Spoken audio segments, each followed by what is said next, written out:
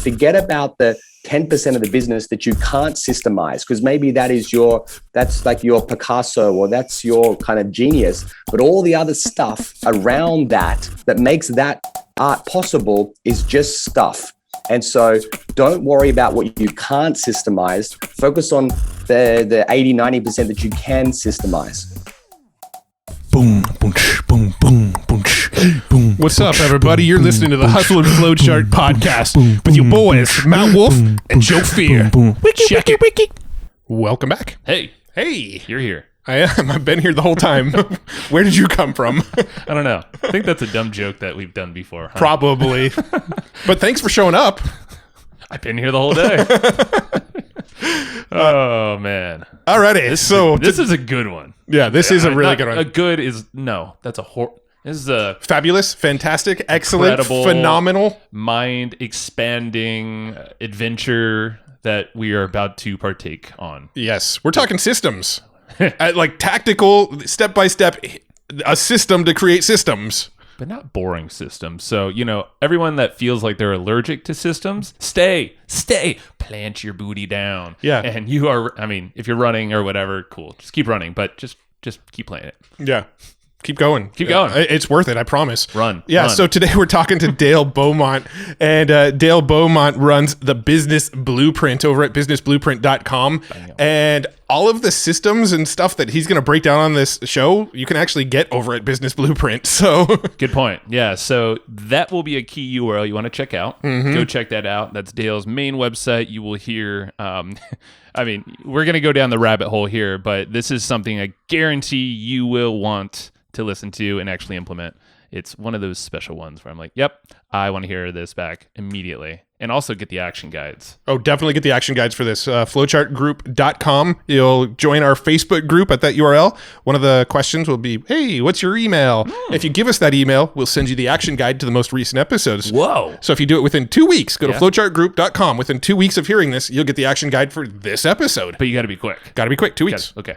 2 weeks. But there's some extra bonuses when they go there too. There's some more action guides. We'll send them for free. We're not going to name how many. Or let's just say it's very profitable to be on our list. It's flowchartgroup.com. Just come on. We'll wait. And we're done waiting. Yeah, we're done waiting. So. You should have done it by now. Flowchartgroup.com. Yeah, right. Let's go talk to Dale because we're not going to do this conversation justice. So let's just let the conversation do itself justice. All right, we're recording. Hey, Dale, great to have you here, man. Hey there, guys. Well, hey, it's we were chatting about just prior to the recording, and we got to give a thanks to Jackson Milan for making the intro here for us. And we were going down the rabbit hole and kind of looking into you, and we're like, oh my God, what haven't you done in business? It seems like you've been everywhere, country-wise. You've written every book, or at least a lot of books. No, he's written them all. They're all his. Written them all. And hold on. Very interesting. I know when we spoke, you were telling me about the changes since COVID, but you've done a lot of speaking around the world. Obviously, many countries bringing the family everywhere with you as well. So, it's great to have you. And I want to hear, kind of your background, what got you into this whole field and into all these different ventures, but also kind of the changes through the pandemic and maybe some reshaping of the business and telling folks along the way how you can do all this without, going crazy. Yeah, sure. All right. Well, I'll try to kind of give a little bit of a background, weave in a couple of potential topics, and then feel free to kind of stop me anytime if you want me to go deeper on any points. But yeah, I've had kind of like almost like a few lifetimes so far. And by that, I mean, and I grew up in Sydney, Australia. I had a lot of energy as a kid. I suppose I probably, if I was born today, would have been diagnosed with, ADHD or something along those lines. I could never sit still, always climbing trees, jumping off roofs and things like that. And so my mum put me into the sport of gymnastics when I was 6 years old. And then by the age of 9, I made the sort of state and then the national squad. And training was pretty intense. Anyone that knows about gymnastics, the training is insane. It was by the age of 11, I was training 36 hours a week in the gym on top of going to school. So it was basically like a full-time job as an 11-year-old. And I learned a lot of lessons. That was kind of like my success school in a way, because I learned about hard work. I learned about being disciplined. I learned about delayed gratification. I learned about how to motivate myself. But the most important lesson that I learned from my sporting career was the value of having a coach, because there's two ways to do anything in life. One is through trial and error. Doing it on your own. Problem with that is it just takes 10 or 20 years to get anywhere. And so if you want to compress time and you want to get to where you want to go faster, of course, the way to do that is by finding someone that already has done what you want to do and do whatever it takes to learn from them. And so we call that person a coach. And so they have a formula or a blueprint or a recipe to follow, and you follow the formula and you can cut down probably 80 to 90% of the time that it takes to achieve your goal. So that just made total sense to me. So that was basically my childhood and teenage years was spent either at school or at the gym. And when I was not doing that, I was basically doing homework and sleeping and eating. And that was my life until I finished that when I was 18 years of age. And I lasted about 6 months. I decided not to go to university because there were so many things that I wanted to do. I just wanted to explore the world. So I just went and started working in a company for 6 months. But that's when I realized I need to start my own business. I just thought that maybe it was from my gymnastics training that like everyone just moves so slow, and that people were just like doing the bare minimum to get by. Like I was always pushing the boundaries, and I would kind of like run between rooms so I could get there faster, so I could be more productive. And it was just like I couldn't get it how people were just like showing up just to get a paycheck. And so that's when I decided to start my first business, and basically I've been building different businesses ever since. Knew nothing at the beginning, but like I mentioned, always believed in having coaches. So I would be always going along to courses, workshops, anything that I struggled with. I'm like, who's done this and who can I learn from? So after, about 3 or 4 years of kind of getting pretty average results, I started to, get pretty good at business and started to learn and grow and expand. And so that first business, we were able to expand it into 7 different countries. Wow. It's still running to this day, 20 years later, which is great. I ended up leveraging myself out after about 7 years, and then my business partner took it over and still runs that company to this day. Then I decided to write and publish books, which I can expand on further. So I published 19 books now as part of a series called the Secrets Exposed series, which has been amazing, a lot of fun to put together. So I can unpack that. And then I've had a few other businesses along the way. But the main company that I've had for the last 12 years is called Business Blueprint. And it's a business education and training company, mainly in Australia and New Zealand, but it's now expanding around the world. And I love working with entrepreneurs to help them to really unlock the full potential of their business. So that's kind of my focus. And a potential topic we can talk about as well is how to build a multi-million-dollar business, but how to make sure you've build the lifestyle along the way as well. So prior to COVID, my wife and I, we have 2 kids. We'd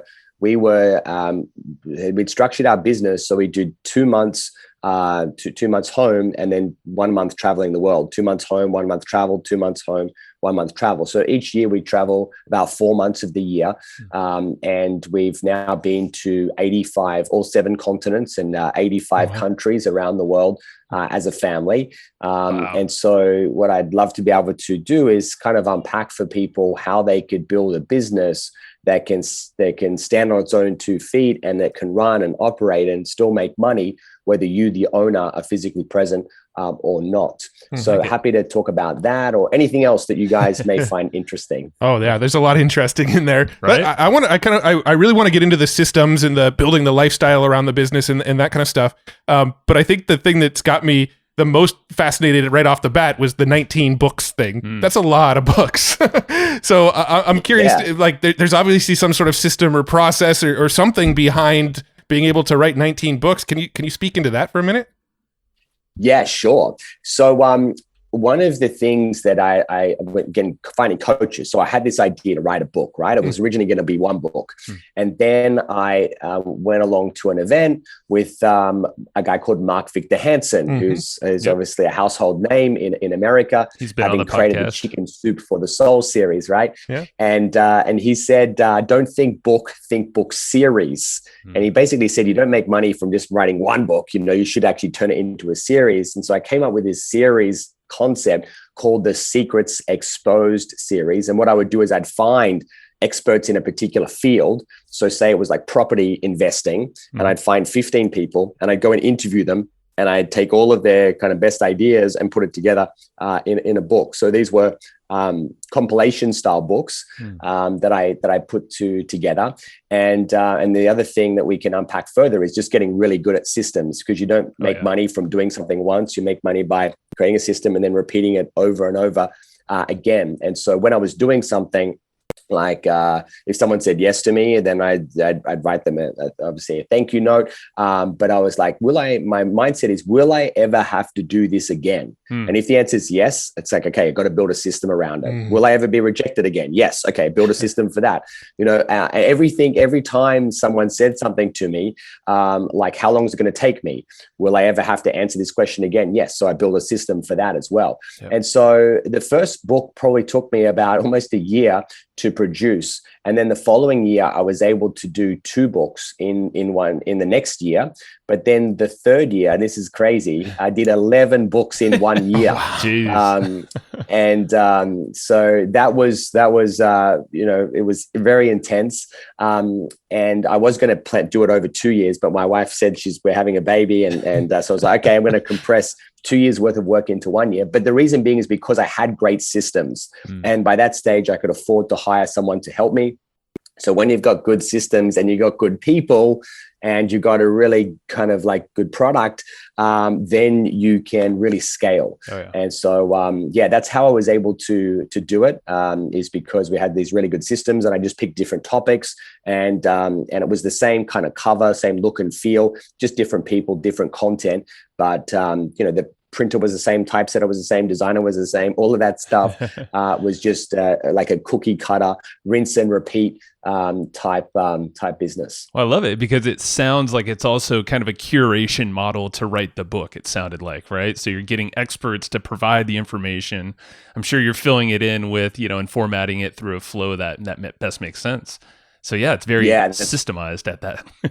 Exactly. So I didn't even have to have all of the knowledge. I just had to ask all the right questions, like you guys are doing right now, and then was able to put it together in a book. So yeah, it was a lot of fun. All right, we had Mark Victor Hansen on the podcast, I don't know, a few months back, and I think he said that he's at 257 books written or something. He's in the hundreds, and he's writing 8 this year too. So yeah, I mean, it's all about systems. I know he's got them. Yeah, it's wild, man.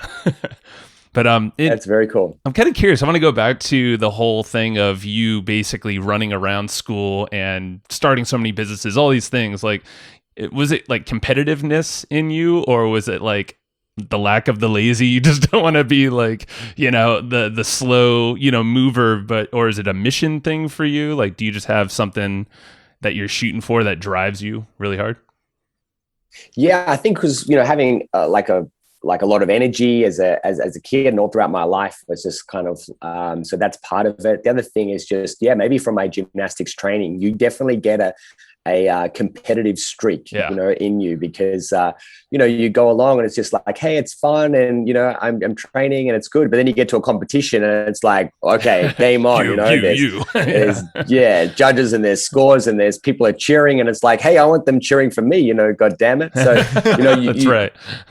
You start to get really competitive. And so everything you kind of see, and it's not so much competing with, maybe it's competing with other people, but now it's just kind of competing with yourself. Like, what can I do? How can I push myself? Yep. And I find that it's actually, for me, it's exciting, it's entertaining. When I'm just trying to see what I could do to push the boundaries, like doing 11 books in 1 year, I thought to myself, wow, that's crazy. And sometimes it's to my detriment, because I just go, that would be fun. And then I don't realize the work and and this stuff that's involved.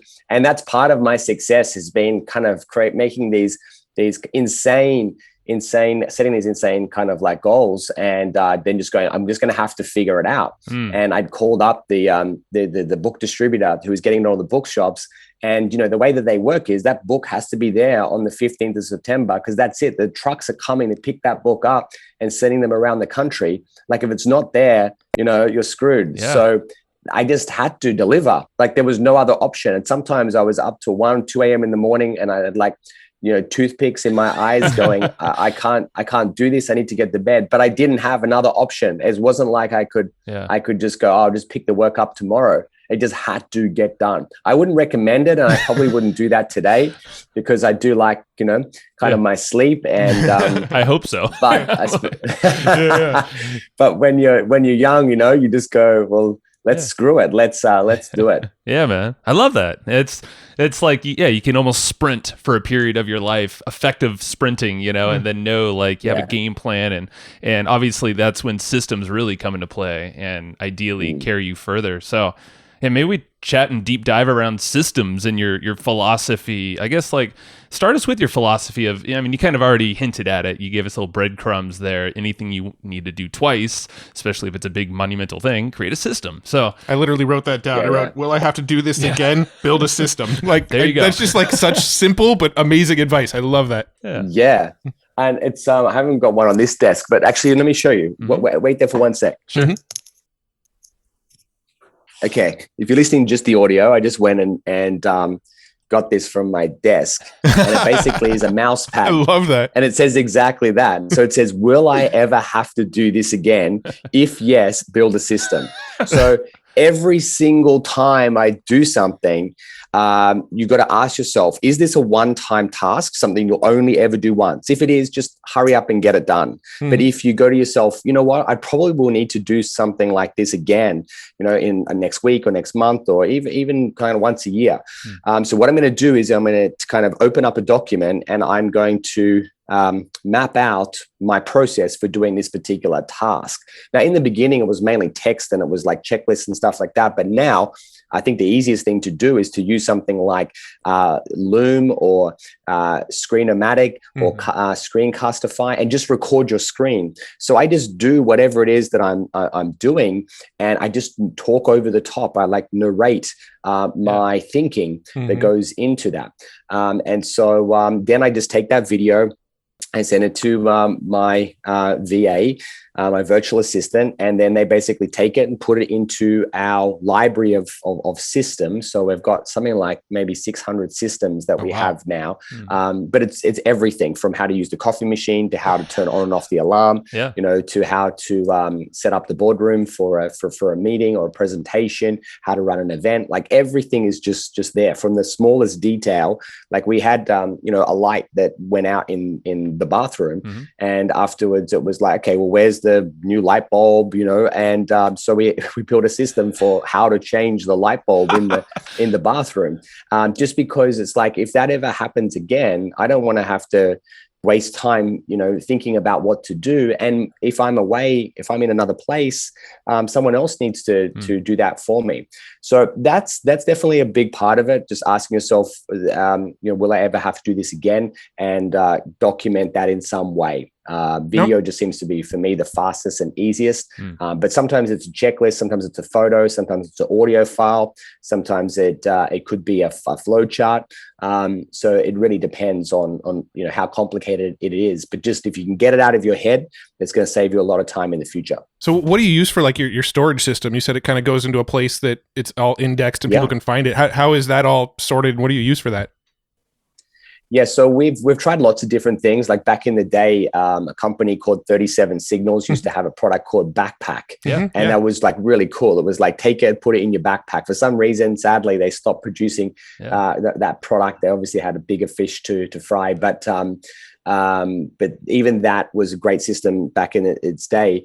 The new one that we now use is Google Sites. So everyone's heard of Google. Google Sites is a free product for building a website. Now, it's not a good product for building a public-facing website, but it's a really good product for building a private website. So, we call these intranets. It's basically like an internal website that is only accessible by you and your staff.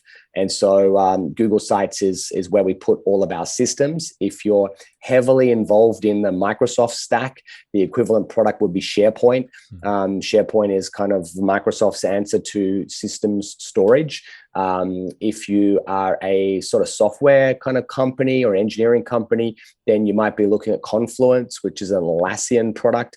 But for most small business owners, Google Sites, it's free, it's easy to use, and you can just basically dump in all of your systems. And especially if you've got some of your systems in videos, you can embed YouTube videos, you can embed documents that you have, you can embed spreadsheets, and just basically embed everything into Google Sites. Wow. Awesome. Yeah, we'll be using that. Yeah, for sure. Perfect. Yeah. So just to kind of explain around systemization, there's one thing I'm going to back up the truck in just a minute, if it's okay, and talk to you about the mindset piece, because that's really important as well. There's some sort of stuff, the beliefs that people have, which holds them back from building systems. But just to keep moving forward for now. So when it comes to systemizing your business, there's three main things that every business needs: a knowledge hub, a place to store all of your systems. So that would be Google Sites, as we've discussed. Another one is some type of project management or task management tool to manage all of the to-dos,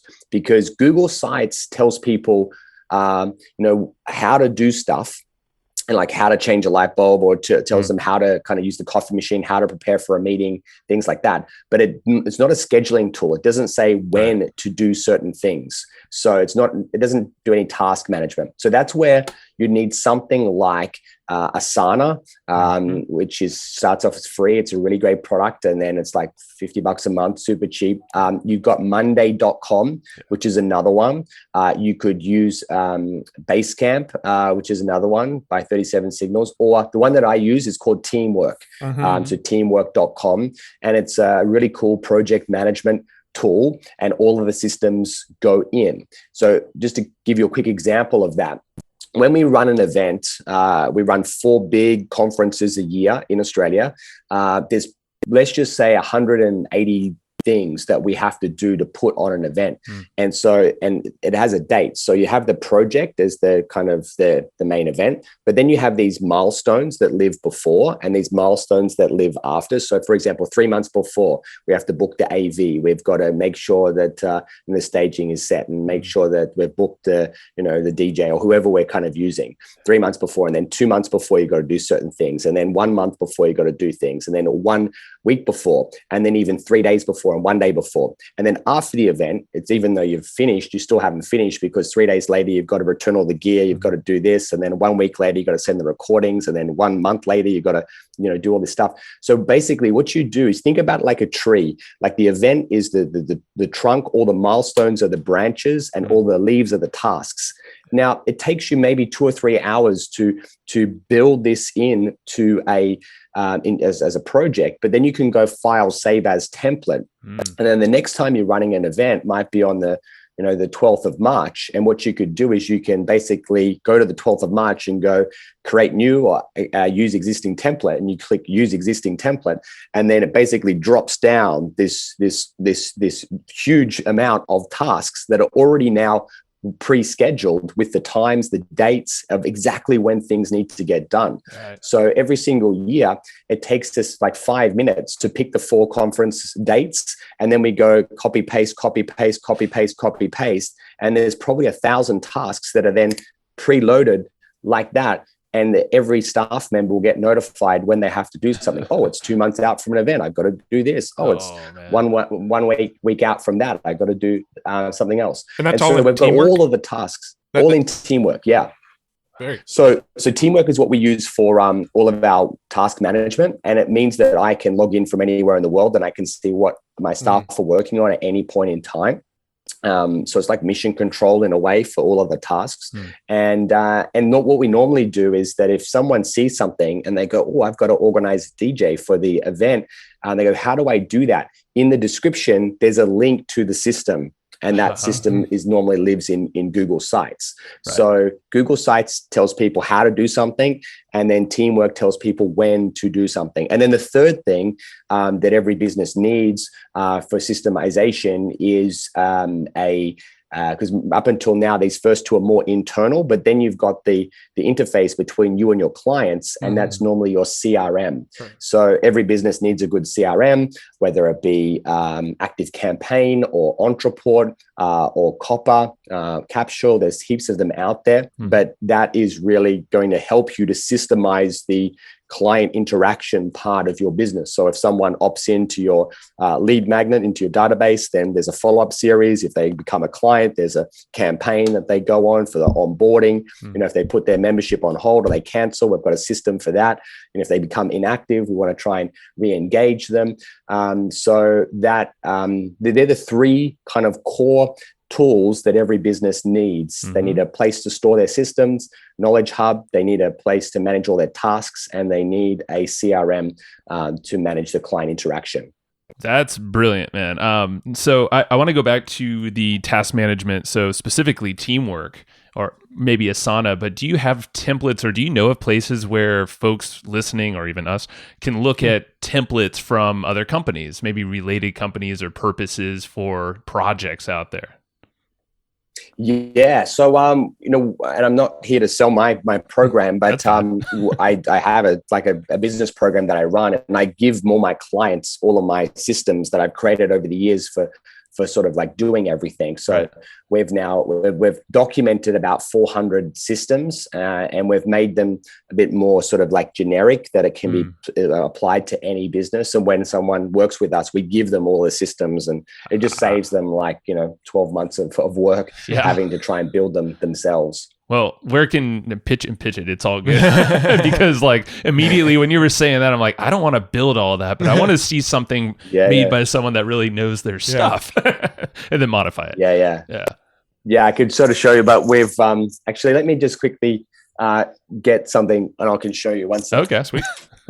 I'll show you exactly what we do. Super cool. Thank you.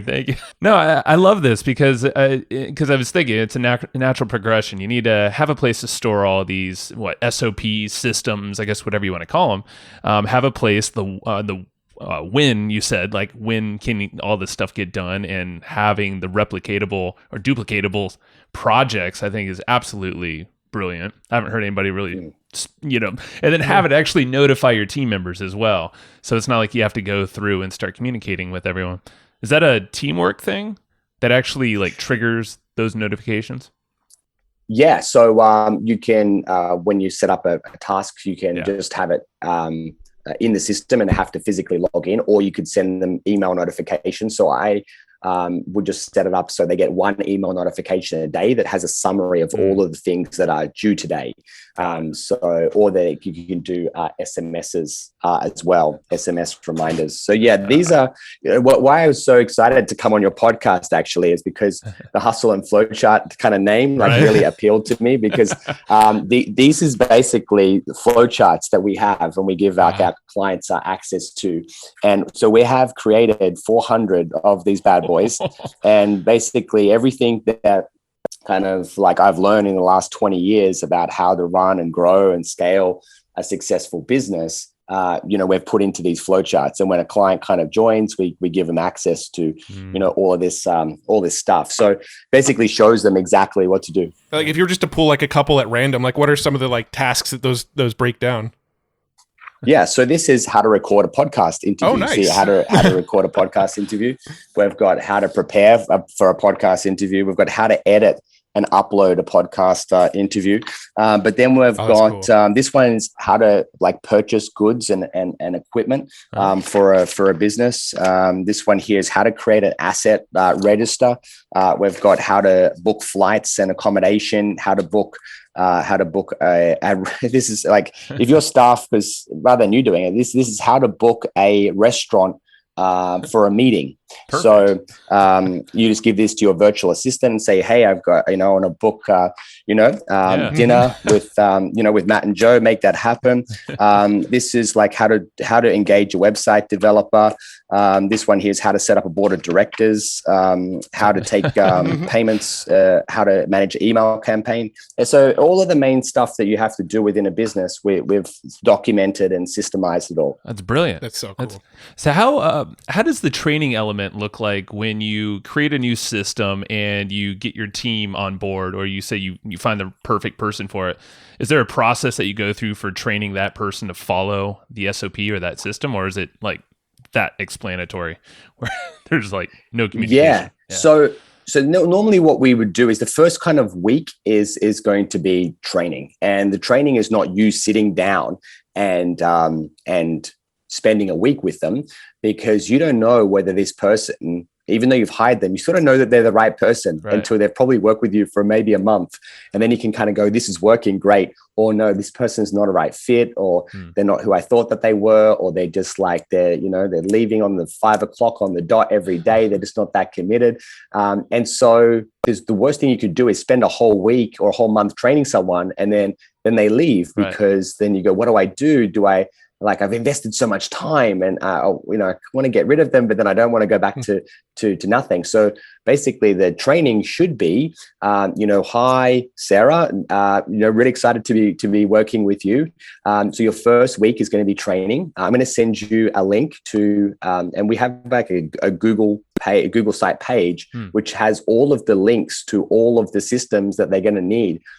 So it's going to be like things like how to set up their email signature, how to book a meeting room at the office, how to whatever is in their particular role, like even how to use the coffee machine, all the stuff that they need to know, just in terms of like logistics or how the office kind of like works, but actually right to their specific role. Yeah. So if they were working at events, it would be how to negotiate with venue providers. It's going to be how to manage confirmations, how to set up stage. All of that stuff will be there.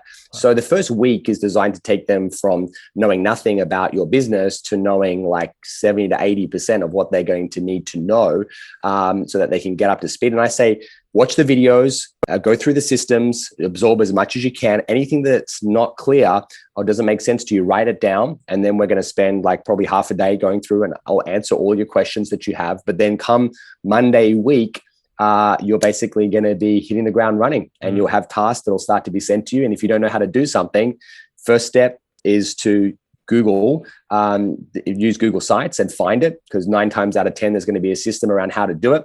And then if you exhaust that, you chat to the team. And if you can't get an answer, then you come chat to me. And so that's how I've been able to travel for 4 months of the year, is because most of the time my team can basically find the answers themselves. That's amazing. Yeah, it is. Well, let's jump back to the mindset. So you mentioned that there was some blocks that hold people up from actually creating the system. So let's talk about that for a minute. Yeah, so because I've helped thousands of people to learn about how to build systems, and unfortunately, I know that not everyone kind of like implements it. And after talking with thousands of people, I've realized that there's 2 main beliefs that hold people back, and this really stops them from really implementing systems the way that they should. And when I do this at a live event, I prove to people how much it's hardwired into most business owners. I only need to say the first half of the sentence, and I get the audience to call out the second half of the sentence. So the first one is, it's faster if I do it myself. Right? Yeah. So that's that's the default for most business owners. It's faster if I do it myself. And I help them to understand, yes, that's true in that moment, but you're only thinking about things for that day, right? It's faster if I do it myself, sure. However, what you got to realize is this task you're probably having to do maybe 10 or 15 or 20 or 30 times this year. And if you say that to yourself over and over again, like if there's a task like doing stock take, takes you maybe 30 minutes a week, and you go, it's faster if I do it myself. That's true. But then the next week you have to do it again, and the next week again and again and again. So if it's 30 minutes times a year, that's like 26 hours worth of time. So you got to think kind of long term on this stuff. So if you go, okay, and you remember you ask yourself that question, will I ever have to do this again? So what I'm going to do is I'm going to create a system of how to do that, how to do stock take. And what I would do is I'd get one of my team, or I'd just get a tripod, and I'd go into my kind of warehouse and I'd go, okay, I'm filming myself now doing stock take, and you just do it and you narrate over the top, and now you got to do this and then do this and you do this and you just, maybe you go a bit slower. Maybe it takes you an hour, to do that. And then you take it and you build a system. Let's just say that takes you another hour. But then after that, you're then going to hire someone else and say, well, from now on, every Wednesday at 10 a.m., you need to do stock take. There's going to be an email that's going to be sent that'll remind you exactly what you need to do. And this is the system that you need to follow. And let's just say that they make a few mistakes the first time. And so it takes you another hour just to kind of get them up to speed. So maybe it takes you 3 hours, but now that's off your plate forever. And so that's going to save you 23 hours worth of time over the course of a year for that one task. And if you times that by, it may not seem like a lot, but if you times that thinking by 10 or 20 or 30 different tasks, we're talking about hundreds or thousands of hours of time that you'll save over the course of the year. So I help people to realize it's not faster to do it yourself. You know, it's basically slower, and it'll keep you trapped in your business forever. Yeah.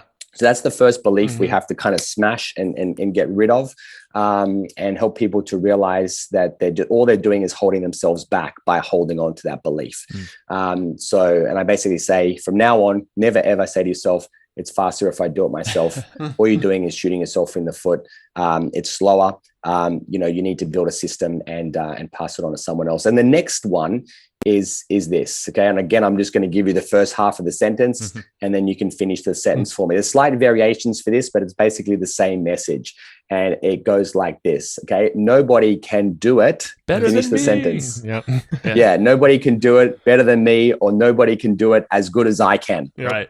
So that's the belief. So what happens is somehow we've convinced ourselves that we are the only person that can do what we do, that we've got special skills and special powers. And yes, I understand that there are some people that may have been to university for like 8 years. Sometimes, like, I've got clients and they're like cosmetic dentists, and they go, you don't understand. Like, what I do is, like, I had to do 10 years worth of training to do this. And I'm like, yes, I get it. But first thing about that is that's only 5%, maybe 10% of your business is when you're doing that art. The rest of the business is still like, how do you open the surgery? How do you prepare for a patient? How do you answer the phone? How do you do this? And how do you do that? So forget about the 10% of the business that you can't systemize, because maybe that's like your Picasso, or that's your kind of genius. But all the other stuff around that makes that art possible is just stuff. And so don't worry about what you can't systemize. Focus on the 80, 90% that you can systemize. But the other answer to that is that at the end of the day, what you do is just a series of thoughts and a series of steps. And if you believe it's possible, it's one of those things, like Henry Ford said, if you believe you can, you're right. If you believe you can't, you're also right. And so if you believe it's never possible, no one could ever do what I do, then great. Get ready, be prepared to do that for the rest of your life, and have no life, because you'll be stuck doing that forever. So that's the alternative, is you'll keep doing it. You'll hold yourself back. You won't be able to grow. You won't be able to scale, because there's only one of you. There's only so many hours in a day. So the way to kind of grow and the way to have freedom is to realize the fact that, if you believe you can train someone else, and you believe it's possible, then, it can be possible. And here's the thing about that, is that 80% as good done by someone else is better than 100% done by me. Okay. So when you're looking at a certain task, like, even if they're not going to get to 100%, because you're amazing at what you do, but if they get to 80%, that might have saved you 10 hours worth of time. Then you pick it up from 80% and you take it to 100%. That might take you half an hour or an hour. Yeah. So even though I can write my own email campaigns, I go, you know what, it's going to take me 10 hours to do it. I'm going to dictate what I want. I'm going to pass it to one of my team. I'm going to let them give it their best effort. It'll come back to me at 80%. That's great. That saved me the first 8 hours. Yeah. Then I'm going to spend the last 2 hours and I'm going to get that to, where I feel I'm happy with it. And then I'll get it out there. So this idea of no one can do it as good as I can, that is, it's another thing that holds you back.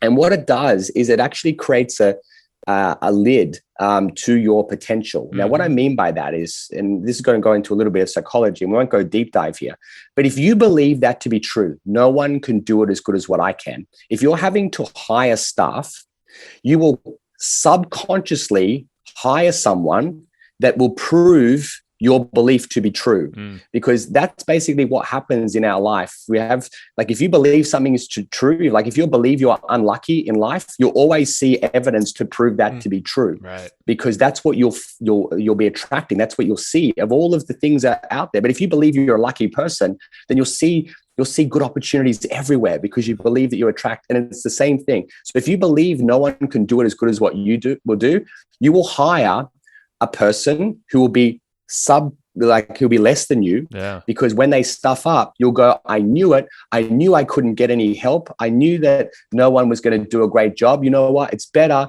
that I do it myself. And that will reinforce your belief. But if you have this belief of, I can find other people out there that are as good as me, if not better than me. And if you humble yourself and you actually allow yourself to say, you know what?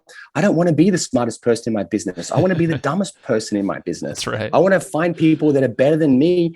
Then what you'll do is you'll hire up. You'll hire up, not hire down.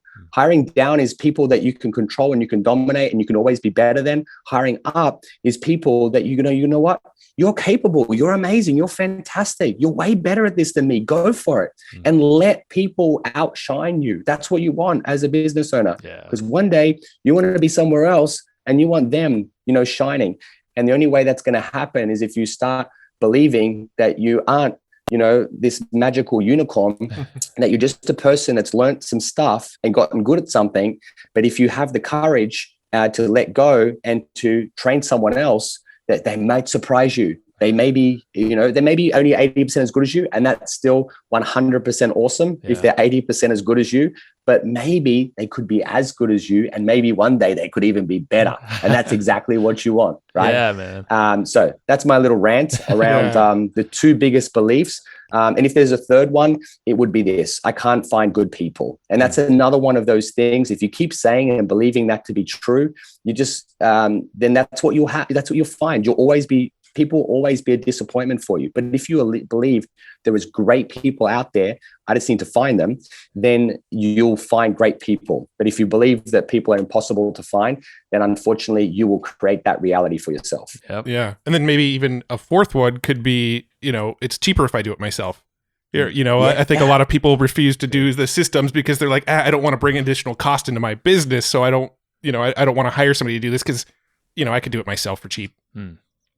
That's right. Yeah, exactly. It's cheaper if I do it myself. But then you just got to look at your kind of like, hourly rates, right, and look at if you, and I can send you all the maths equations, but, I did a kind of different income levels and worked out the hourly rate. And basically most business owners, if you want to make, say $500,000 in revenue, maybe $100,000 in profit, your time is worth probably somewhere between $150 to $200 an hour.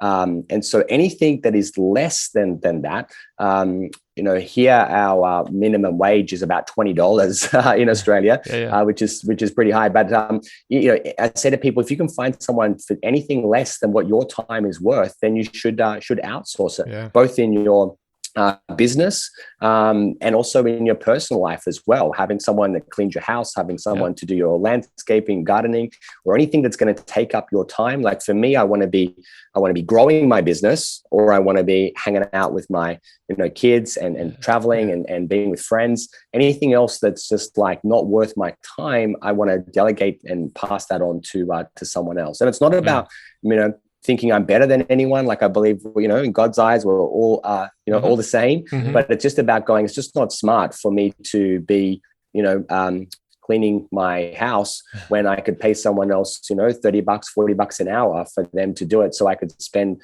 the time working on a marketing campaign or talking to a joint venture partner, or to be on a sales call where I, could be making $10,000 for that same hour of time. It just doesn't make any sense. So I love kind of like helping people, hiring people, because it's kind of like, if it's not them doing it, it's me doing it, and it just doesn't make sense. Yeah. I mean, you just explained what a true leader does too. It's all the way back to the type of people you're hiring and all the mindsets that you're working through. Because without those, you're not really leading. So I love it, man. No, I mean, this is just fabulous. And I love busting these myths, because when you quantify, especially the hours or the dollars or the money you're putting out there, the investment in yourself, and maybe the time you're losing, like you said, I feel like it's very easy to make these decisions. It's just simple math. You're like, okay, doesn't make any sense.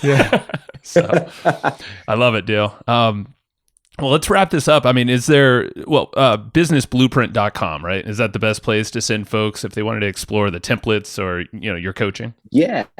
We're kind of being like the best kept secret in terms of the fact that we've had this amazing program for 12 years now, but we've really only been selling in Australia and New Zealand, and we've helped more than 2,500 business owners, and it's been amazing. But now through technology, we're now expanding into North America and into Europe and throughout Asia, and we can now help business owners anywhere. So we have more than 400 systems that our clients get access to. We run weekly classes and training on all sorts of different business topics. We run about 4 big conferences per year. We have coaching that people get access to me and my team as well. And we just basically love helping people in order to grow and transform their business, and to basically use their business to be able to give them a bigger life, not to suck the life out of them. A lot of people, unfortunately, their business consumes for a lot of the reasons that we spoke about. Their business is all consuming, and sadly, they're working 5 times harder than what their staff are, and by the time they've paid all their bills, there's not a lot of money left because they're doing too many low priority tasks. And so, I believe at the end of the day, if you've got a good business, it should become, like, I'll call my business my dream machine, because literally that's what it is. It's a vehicle for you to create the life of your dreams, and help people work smarter, and the benefit of that is they not only will they make more money, because there definitely is a kind of the maths that we sort of spoke about in terms correlation of when you put your that's right. When you put your time in the right places, you'll make a lot more money, because you'll be working on your business, growing it, not just in the day-to-day stuff. But there's things that are way important than money. Your kids, picking them up from school, maybe not every day, but once a week, just picking them up from school and putting your arms around them as they come through the gate, or being able to have coffee with your wife every morning, or being able to enjoy the school holidays, or going away for Christmas. Or this is life, and this is memories. And if you've got little kids, like I've got two boys, the memories that we've created in the last decade, I'll have forever, because one day, they're going to be all grown up, and they'll be like, where's the keys to the car? And they'll be gone. You're like, we don't want to see you. Yeah. Yeah, exactly. So I'll be like, I can, remember all the amazing times that we sort of shared together. Yeah, man. So that's really, for me, what it's all about, is giving people back, their life, and helping them to achieve time and money freedom. Amen to that. I think more people need to hear that, because I know that's been a big focus of ours throughout the years, and even more so lately, because I have a new kid as well, and you have a couple. Matt does. So yeah, you're right. Time goes by fast, and let's make the most of it, because the vehicles, or the businesses, are a vehicle to create an amazing life, not only for ourselves, but for our team and everyone else, our customers as well, along the way. So it's absolutely. Yeah. So I have free training on my website. Like, I literally just want to help as many people as possible, whether people buy or don't buy. That's really up to them. But I just, like sharing my knowledge just to improve people's lives. And if they go to businessblueprint.com, there's a free on-demand training that they can download instantly, and they can watch, or otherwise I do these one-day boot camps that are, again, free. If it's of benefit, then go along, and I'd love to help. Cool, man. This is great. Yeah, this has been amazing. I think I took more notes on this one than most of the other podcasts we've done. So, the systems is something that I just nerd out over. I mean, you can see I'm like anybody who's listening to the audio, I'm like leaning in, just like taking furious notes and stuff. Yeah. So this has been amazing. Well, thank you, Dale. Appreciate you, man. And, you're welcome, guys. Yeah, have a great one, and hopefully you can keep the flowcharts going. I love the Hustle and Flowchart name. When I saw it, I was like, I gotta work with these guys. This is my jam. Yeah, absolutely. I appreciate you, brother. Cool, man. Have a good one. Okay, we're back. Hi. Sounds like we were just done sprinting or something. Why are we? Hi. Should I press the button?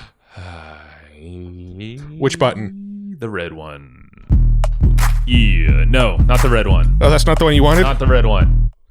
This one. Woo! What's up, everybody? Yeah. You're listening to the Hustle. Oh, wait, you thought you were listening to the intro for a second, weren't you? That was really just us doing it in real time. Yeah, that just was us, huh? This is the EJ one, right? Red was EJ. Okay, I wanted EJ's. Yeah, red was EJ's. Yeah. This just sounds good, right? Yeah. Figured we should play this a little bit more to pump folks up. Yeah. This is what you hear at the front of all of our YouTube videos. That's right. Where is that at? Hustleandflowchart.tv. I had to think about that for a second. Why? No, I mean, I like a little background music. Is it too loud though? Should we I don't know. It's going to be on its own track. So Jacob, if that was too loud, go ahead and bring it down a bit. Oh wow. We're fancy. I didn't even know we're this fancy. We're just going to get fancier. We're going to get fancier. This is the power of systems, my friend. People don't know what we're talking about yet, but high five. High five to what? Hold to on. I got to wipe my hand. It's a little sweaty. This is literally a milestone moment. Right? You know what milestone it is? Yeah. Why are we doing 3 high fives now? I don't know. I just haven't put my hand down, and you keep on high-fiving it. That one really hurt. It's like, if I just leave my hand here, is he going to keep hitting it? Yes. There we go. Yeah, so milestone moment. This was the last recording we ever did in my home office. You'll be on the podcast. Wait. Yeah. Joe's kicking me off the show. Just kidding. Okay, say it again. Yes. Last time in your office for recording an episode. Let's never say never. All right. Never say never. Yeah. We'll be like the Foo Fighters, and in 30 years from now, we'll come back and we'll be like, hey, Foo Fighters do this with their tour van. Like, hey, remember this is the OG tour? Yeah. Totally like them, right? Totally like them. Yes. So maybe one day we'll come back and record another episode in this room just for old time nostalgia's sake. Exactly. I was just watching one of those videos the other night, so I was like, that's cool nostalgia. Yeah. So we could do that here. There's a new series coming out too that follows the history of all these musicians, and one of them's going to be Dave Grohl, and I'm really looking forward to it. Isn't it called Tour Van or something? No, that's a different one. There's 2 shows coming out. There's one show coming out that's all about bands that toured. Mm-hmm. That might be a single documentary actually. I think so. But it's all about people's experiences in their tour vans. But there's a series coming out on Paramount Network, which used to be FX, and that one is all about. It basically tells the story of a famous musician from childhood all the way up to where they are now. So it's telling the story of the person. And one of them's going to be on Dave Grohl. One of them's going to be on Pharrell. One of them's going to be on... I forgot the rest. Those are the only 2 names that I remember. But there's it's a whole season, and one of them's Dave Grohl. All right. What's that called again? I don't know. Alana texted it to me. Let me actually look. Yeah, check it out. Cool. I love these documentaries like that. Well, yeah. One day, the house she wants to buy in Texas, right here. You're not going from cradle to stage. Anybody. No, I'm not really moving to Texas. Every time we make comments about how we might not be in California for very long, people start messaging us at our support desk, going, "Where are you guys moving?" Seriously, we're actually not planning on leaving San Diego. We just kind of talk about it because so many other people talk about getting out of California. I'm not talking. Yeah, I know. It's just it's funny. So it's called From Cradle to Stage. From Cradle to Stage. Premieres May 6th on Paramount. Sweet. So by the time people are hearing this, seriously, it's out. We timed it for them because we got paid. No, we didn't get paid for it. We should ask for money from Dave Grohl. No, from the people that are producing. Why would we ask money from Dave Grohl? But the people that are producing it would probably not give us that much money for shouting it out. But we should just get an intro to the people that are on the show, and then we can interview them. That works. I'd rather have the interview than the money. That works. Agreed. Yes. You sound like Mr. Beast. Yeah, well, we were literally just talking about Mr. Beast before we hit record. Just how he earns a lot of money through his ventures, but he basically gives it all away. And he drives like, a modest car, lives in a modest house. Yeah. But the dude's making hundreds of millions or whatever a year. Maybe, I don't know. Who knows? But it's very interesting. Yeah, I've seen things online that are like, he's going to be the first YouTube billionaire. Jeez. And I'm like, well, not at the rate he gives it away, I don't think, but... Well, yeah, maybe his earnings. Yeah.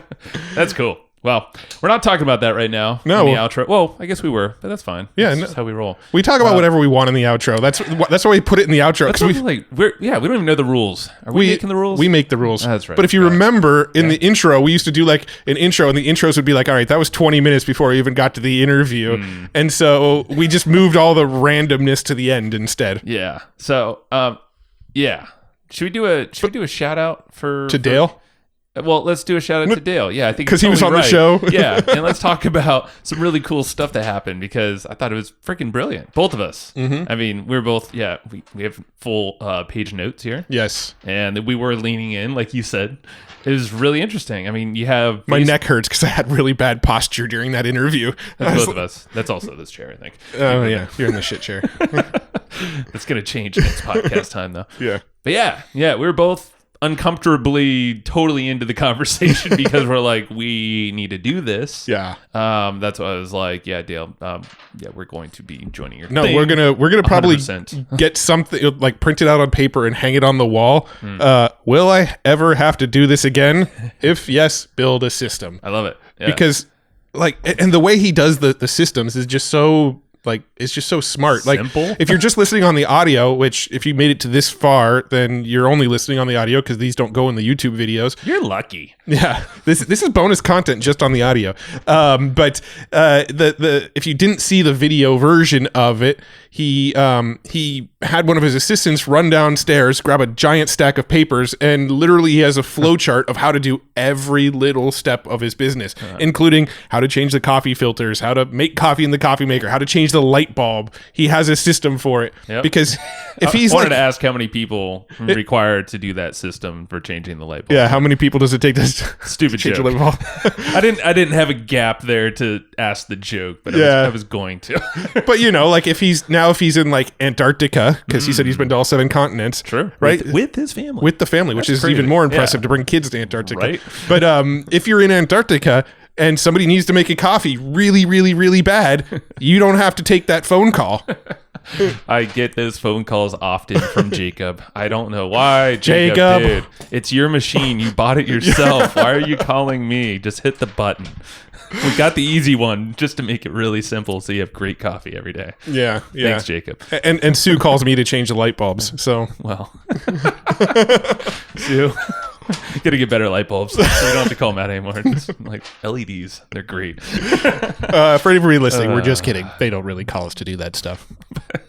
I feel like I need to clarify. Thanks for clarifying. Clarification, man. No, but besides that, mindset stuff. That was cool, right? It was. I thought it's just like there's a lot of easy excuses that we all, a lot of us carry, like unconsciously.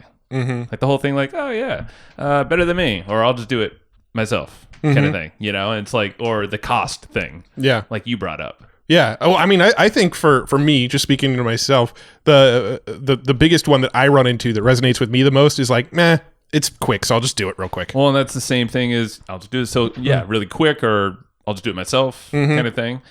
And we've had these conversations. There's like certain things that we both do. We're super guilty. You definitely in the tech or something in that regard. That's changed too. You're actually freaking good. It's more me than anything. Well, as far as I know, but no, we're both getting better at it. I mean, just this literally the week that we're recording this.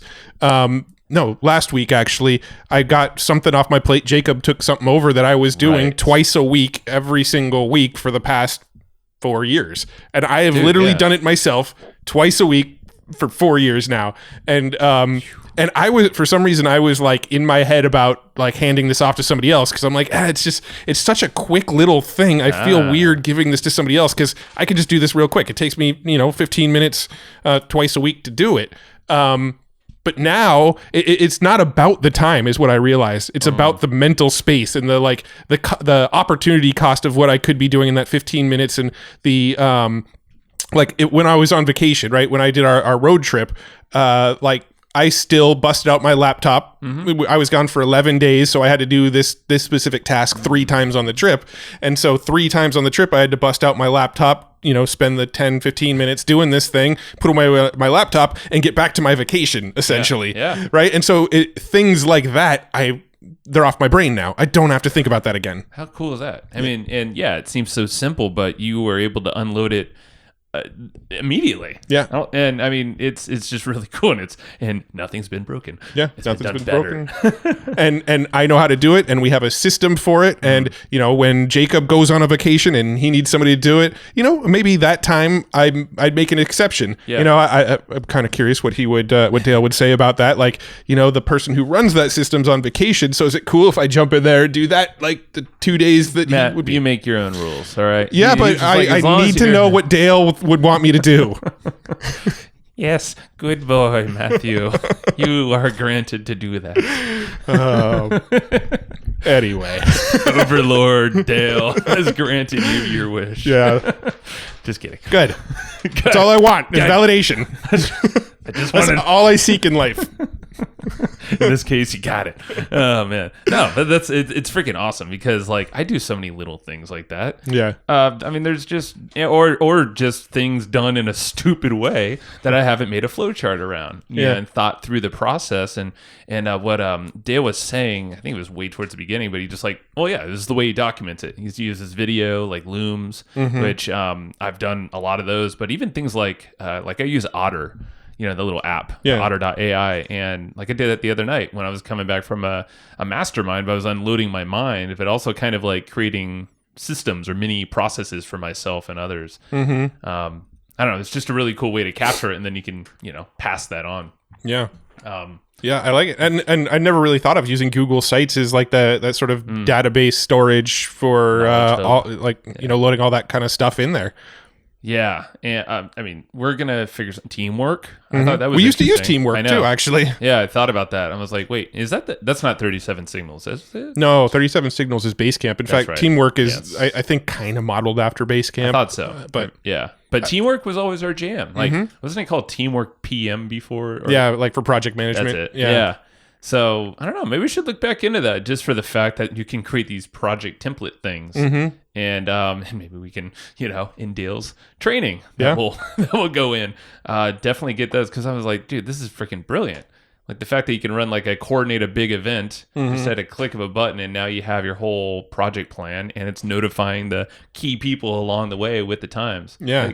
So it must actually keep track of the time frame. So this needs to happen 1 week in, this needs to happen 2 weeks in, this needs to happen 3 weeks in, and those notifications are plugged in and they're relevant to whatever sort of time you duplicate it. Right. And the person, who's the key person in charge of that task, and their due dates, and like he said, it's linked to all the SOPs inside the Google site. Yeah, so each step, you don't know how to do this, here's the video. Yeah, so really, you should never be called. Yeah. Obviously, you want to check in on, and the stats and everything's moving that direction, but like we were saying, that's really leadership right there. Yeah, so how do we get this? I mean, interviewing people and doing a podcast is something we'll do again. Yes. So how do we keep this podcast going without you and me having to show up? AI. Oh, conversion.ai. That's not as good. The joke's on the listeners. This whole episode was recorded with AI.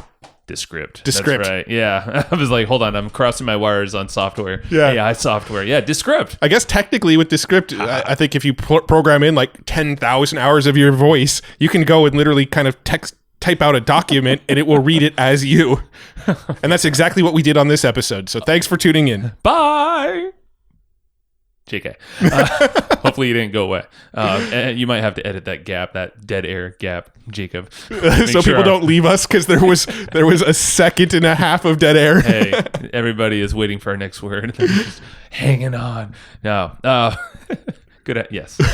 All right. So AI is now over. Now we're back to humans recording. So, but yeah. Great stuff from Dale. I mean, I think we can nerd out further, but I really do think there's a lot of stuff in this for us too. Yeah. To friggin', I mean, for sure. Yeah. We'll dig deep. Figure it out. I mean, just organizing all the SOPs. I mean, we've created a lot of SOPs, but they are all over the place. Some are in Dropbox. Some are still just sitting in Loom, not shared anywhere. Some of them are in Google Docs. Some of them are in Slack. You know, they're just kind of spread out. There's no sort of central hub where we store all the SOPs. Google Sites. Sounds like a winner. Going that way. Alrighty. Well, everybody needs to check out businessblueprint.com. We are going to sign up for it and grab those blueprints. We think you should as well. If you didn't see him on the video, you will want to join because he has a flow chart for every single thing. Yeah, he should sponsor Hustle and Flowchart. We can be like, listeners of a Hustle and Flowchart, get the flowcharts from the flowchart thing. I was kind of thinking that during the session. I was like, I don't know. Maybe we'll pitch that, or maybe we'll figure out something there. That would be a perfect sponsorship. It's true. Flowchart. But why would you pay for a sponsorship when we spend this much time talking about it? Well, we might. Yeah. Edit all this out. No, I'm just kidding. Don't really. Take out every call. He didn't pay us enough. No. Get it out of here. Scrap this episode. Oh, jeez. Oh, wait. It leaked. It's on the interwebs already. Darn it. See how fast that happened. Yeah. Crazy. Yeah, we're just in delirious mode, if you can't tell. No, I'm just having fun. All right. So, go check out, businessblueprint.com. Dale's stuff is really damn good. Go check out the free stuff to just see what it's all about, too. Yeah. He's got free processes and stuff, too. Yeah. We also want to give a shout out to our fabulous sponsor at Easy Webinar. And speaking of systems, hello. There's no better system for webinars, at least. No. That I can think of. No. Than those guys. In fact, you can go create an SOP where this happens. You go and record a webinar. Yes. Where you pitch an offer. What would I pitch? Your offer. Okay. So a product, service, enlargement pills. I don't know. Okay. You know me. Yeah. All right, cool. I got my offer. I'm pitching that. So no, I don't think Casey wants this related to it.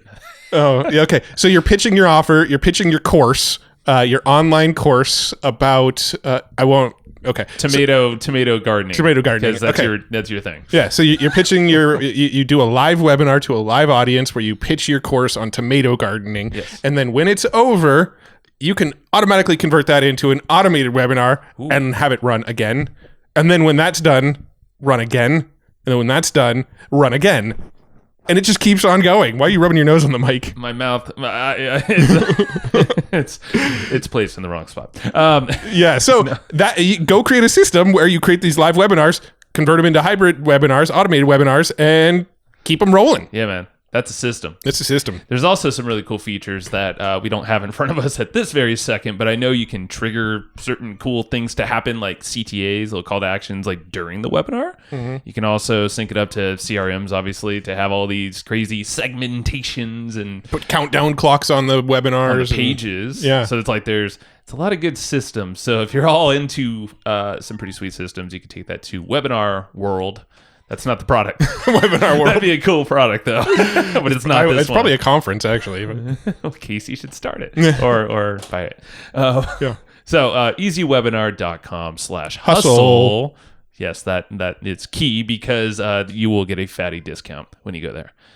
You don't want to go to the main domain. They're great and all, but you will see Matt's face actually on easywebinar.com, but you will get the discount at easywebinar.com/hustle. The discount is more worth it than my face. You don't want to see his face. I have to stare at it so much. And go grab the notes for this episode. If you go to flowchartgroup.com, you can join our amazing Facebook community. Yes. And also, there's an option to give us your email address. If you do, we'll hook you up with the action guides from the 4 most recent episodes that have come out. If you do that, if this episode is one of the most recent episodes, you'll get that when you join the group. So go to flowchartgroup.com. The sooner you do it to this episode, the sooner the better. That was very redundant. You're doing great. So go to flowchartgroup.com and that'll get you the action guide. Yeah. All right. Till next time. And hey, you know what? Share this bad boy around. If you feel like there's someone in your life that needs some help with some systems. Yeah, I like this. You're closing out. Keep going. Closing out. All right. Think of that one person, maybe 2, maybe there's 5, even 10 people in your life that really are struggling with their business. You see them working all the time. They're not having fun. They're not hanging out with their family, all that. Share this episode with them. Share the love. Please. Thanks, everybody, for listening to this episode of the Hustle and Flowchart podcast. Before taking the time to listen, we want to give you something a little bit special. Every single episode that we do, we actually have somebody on our team take notes. We basically have a Cliff's Notes version of every episode where you can go and find all of the tips and tactics that they laid out, all of the resources that they laid out, all the good stuff from this episode. We actually have a nice simple notes version that you can find on our website. So go to evergreenprofits.com, find this episode that you just listened to, and give us your email address and we'll send you the notes. Thanks for listening. Go get it. Wiki wiki.